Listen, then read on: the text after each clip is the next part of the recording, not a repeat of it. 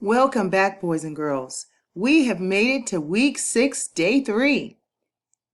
This week's lesson is lesson 20, comparing and contrasting two texts. Day 3.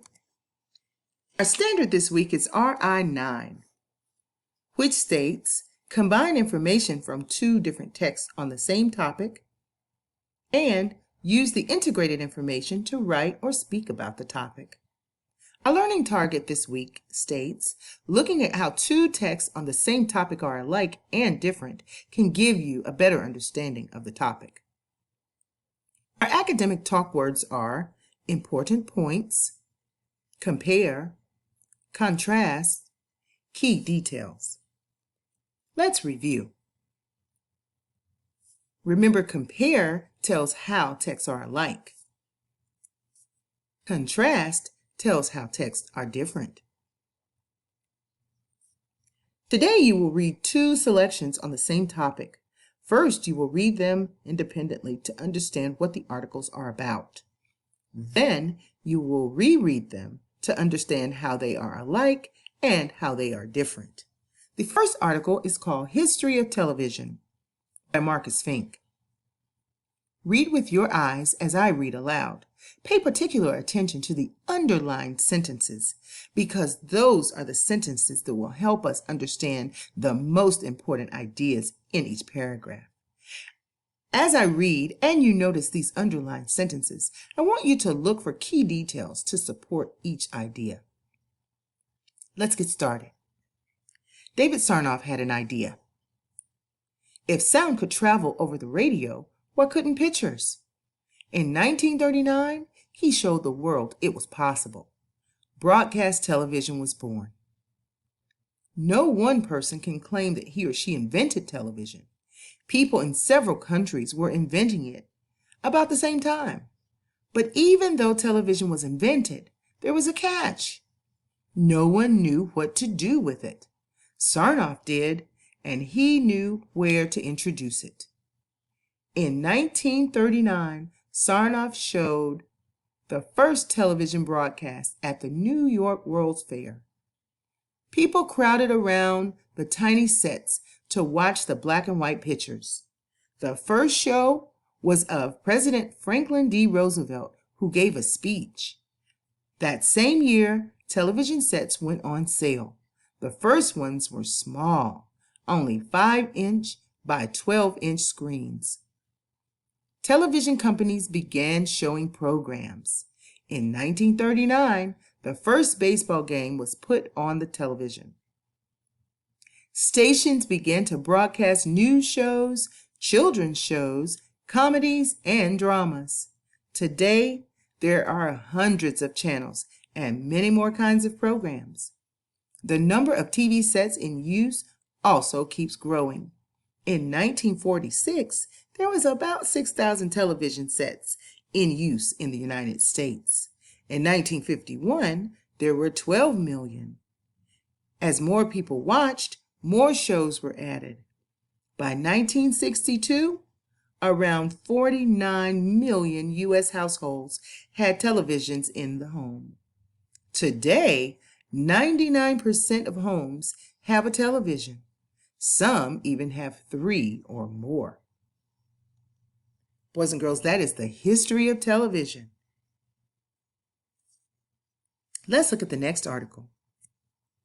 Remember, as you read with your eyes, you are looking at the underlined sentences and the sentences with squiggly lines underneath, because the underlined sentences are the ideas that are the same in both the first article we read, which was the history of television, and the squiggly lines are the new ideas that are important for this article. Our new article is called Should We Watch TV? Should We Watch TV by Zach Shimmick. What do you do in your free time? If you say watch television, you are not alone. About 99% of American households own a television. Boys and girls, that sentence is underlined because that sentence is the same as in the other article. The airways are flooded with all kinds of programs.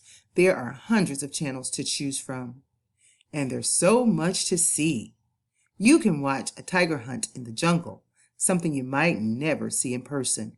You can visit the bottom of the ocean or cruise in outer space from your sofa. You can learn how to do new things such as cook. TV is also a good way to relax. Watching a funny show can be relaxing. But do Americans watch too much television? One study said that the average person watches 4 hours each day. Boys and girls, there are squiggly lines under that sentence because that's something new. If that person lived to be 65 years old, he or she would have watched TV for 9 years. Watching television doesn't require effort.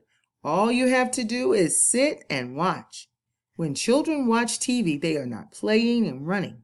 They aren't playing games or solving problems. Also, children who watch a lot of TV tend to eat more junk food, including chips and soda. So, watching a lot of TV can be bad for your health. Boys and girls, that sentence also has a squiggly line. That is new information. Watching a little television each day isn't harmful. It might even make you smarter. But if you are watching 4 hours a day, think about doing something else. Let's keep going. Oh boy, we're at the questions now. We're going to be comparing two texts. We're going to be comparing should we watch TV, and we're going to be comparing the history of television. When you compare two texts, think about each author's reason for writing. Let's look at number 1. Which choice best describes why the author wrote History of Television? Oh boy, sounds to me like we're looking for the author's purpose. Why did the author write History of Television? Remember, when you're looking for your answers, you're looking also at the title, because the title will give you clues as to what the best answer will be. The title here is History of Television. So let's look. A, to tell why David Sarnoff was important to TV. B, to show how television has grown since 1939. C, to describe the types of programs available on TV. Or D, to prove that people watch too much television.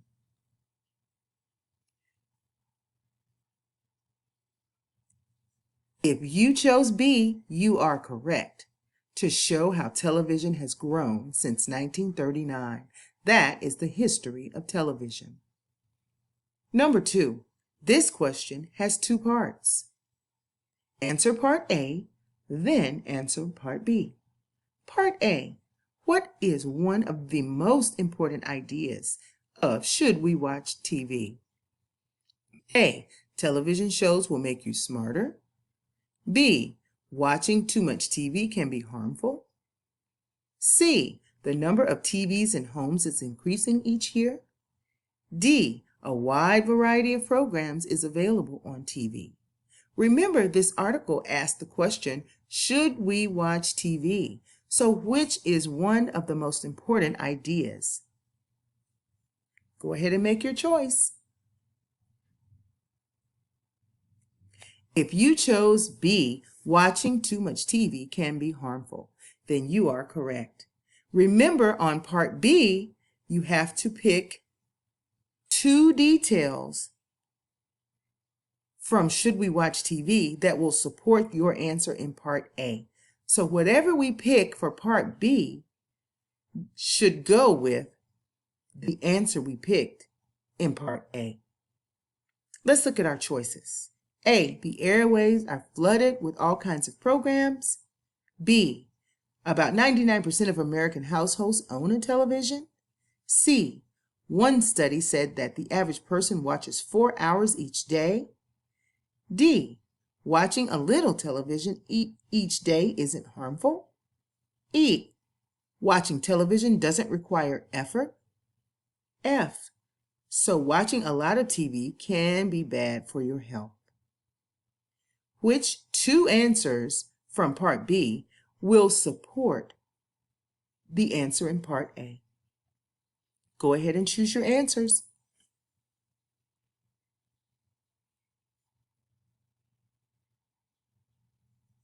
If you chose letter C, you are correct. But remember, in part B, you should be choosing two answers, and so there is another answer to choose. You guessed it. If you chose letter F, then you are correct. Let's keep going.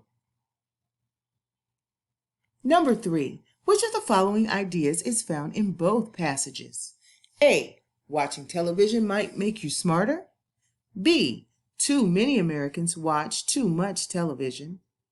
C, the first television screens were only 5 inches by 12 inches.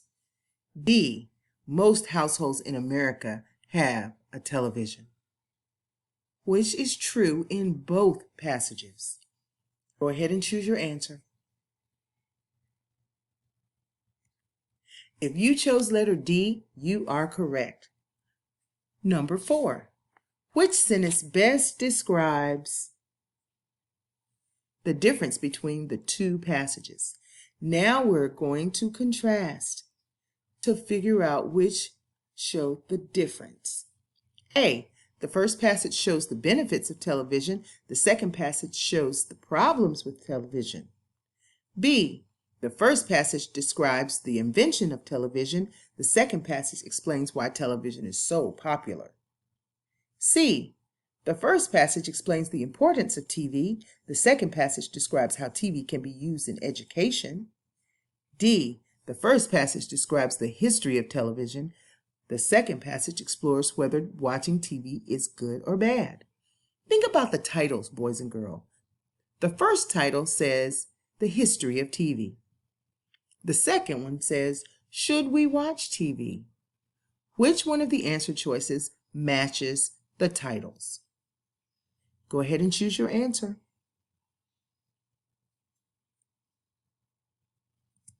That's right. If you chose the letter D, you are correct. Boys and girls, we have made it to our exit ticket. You will find the link underneath this video for exit ticket day 3. Our short response today: what are 2 things you learned in Should We Watch TV that you didn't learn in History of Television? Here's a hint. Reread Should We Watch TV.